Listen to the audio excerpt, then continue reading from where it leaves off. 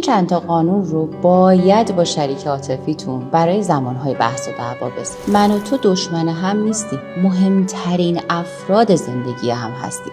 پس وقتی عصبانی میشیم حرفی حرکتی انجام ندیم که حرمت‌ها بشکنه. ناراحتی و بحث کردن یه چیز غیر قابل اجتناب تو همه روابط، ولی این به معنای بد بودن رابطه ما نیست. تو بحث و بگو مگوهای بینمون هدفمون این نباشه که ببینیم کدوممون پیروز میشیم. از دید همدیگه به موضوع نگاه کنیم، بیشتر همدیگه رو درک کنیم.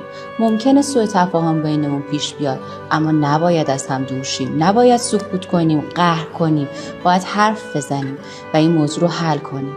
فراموش نکنیم که هیچ چیزی مهمتر از رابطه‌ای که با هم ساختیم نیست. اگه همدیگه رو دوست داریم باید همیشه یادمون باشه که حتی در سخت‌ترین لحظات محبت و گفتگوی صادقانه میتونه هر فاصله ای رو از بین ببره.